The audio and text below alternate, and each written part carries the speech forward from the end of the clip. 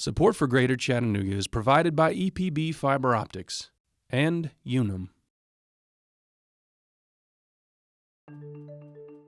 As a child, my mother was not a stable mom. It may be like ramen noodles for 2 weeks straight, or you may have cereal. It wasn't like a full, nutritious meal.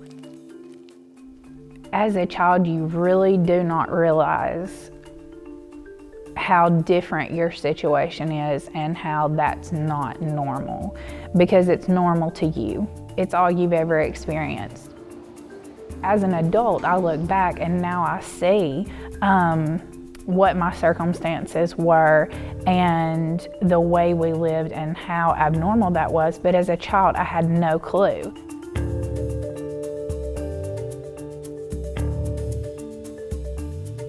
According to the USDA, food insecurity is a lack or access to food or nutritionally adequate food. So people might not know where their next meal is coming from. Statistics for our area is 1 in 4 children and 1 in 7 adults. That's the equivalent of 61,610 children. There's a variety of reasons why someone might become food insecure, and I think the face of hunger would surprise people. If you're thinking 1 in 4 children, it's going to be in every school. The SAC Pack program, we identify which children probably are food insecure. Teachers recognized that attendance rates would spike on Mondays and Fridays. It was because kids were coming to school to get a meal to eat because they didn't have anything to eat over the weekend. We've been seeing the need for probably about 2 years, and then Miss Copeland, a fellow teacher, is amazing, and she actually does a snack pack program at her church. We realized at my church what a need there was. There's a lot of teachers there. And so we began the program, and it just grew and grew and grew. Right now we have 1,500 in Catoosa County that we do every week. It would be hard for just one church to maintain a program.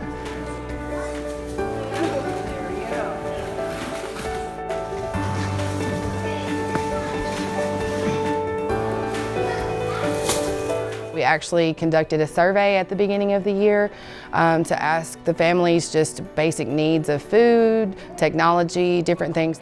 A lot of it is just teacher judgment, too. You just hear things and you just know, and you can see things, especially really young children, because they're pretty forward with their feelings. We started reaching out to the community in hopes that we could find someone. I met Janice for the first time, and we had heard that their church did the snack packs. We were actually turned down at first and told that they were not able to service us because they didn't have enough resources. And in that same day, a private donor gave money to support just our school, so we wouldn't have to turn those kids away. In 2014, the principal at Red Bank High School had told a member of our congregation that he was thankful for school supplies, but that he had children who were hungry. At first, I don't think people understood because they didn't understand how a child might be hungry, as I didn't either. We started originally the first year with schools outside the city limits, more of the rural schools, because in my mind, the schools within the city limits had a lot more resources. I've since learned that that's not necessarily the case. This year we've added Woodmore and we've added Barger. It continues to grow. At the beginning of the school year, I think we were at 600 kids, and now we're over 1,000. And I would expect we'll take on some more schools. We usually have around 300 people here in the evening to pack. We will have people who, in many cases, some of them have never stepped into a church building, but they'll come to help us because we're helping the community. We set up at 2 in the afternoon on Wednesday, and we might have anywhere from 30 to 40 volunteers who help us take it out of the storeroom, get it to the tables, unpack it, and then we come back at 6:30, and it is a madhouse.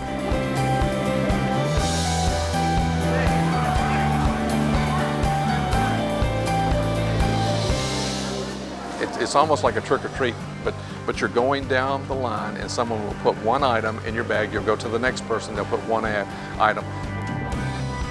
We provide a balanced nutritional offering in each bag.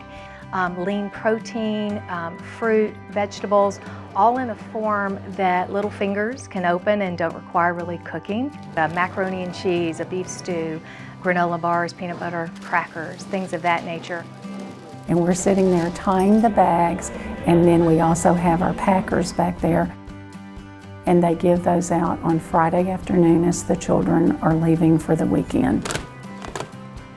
Between the Chattanooga Area Food Bank and our partner agencies, we serve 14,564 children every Friday for 32 weeks during the school year. Odds are, if an organization gives out food and meets our criteria, they probably get their food from us. We can leverage our buying power. I can take $1 and stretch that into 4 meals. If we're packing 4,000 bags, we need 4,000 of each item. So it's better for us to take donations of monies rather than donations of food.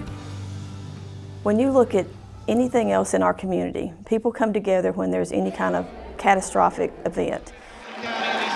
And I think Chattanooga is known for that. When there's a need, Chattanooga comes together and helps one another, and that's been a great experience.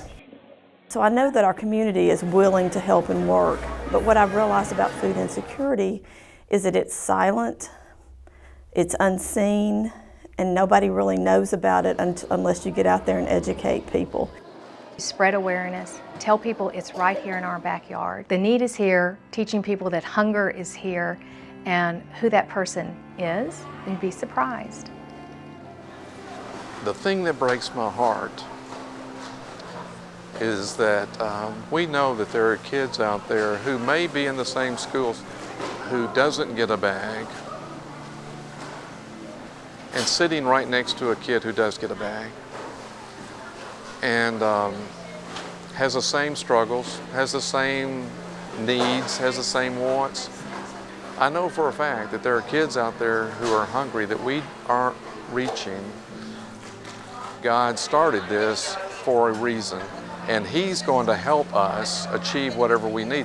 When we started this, we didn't know what it was going to cost, but I'm not as concerned about the money part of it as I am the fact that I don't know that we know who those people are yet. And for the ones that are left to fend for themselves, this blue bag is just a little shining light that someone cares, which is something that, if they're in that situation, they're probably not used to.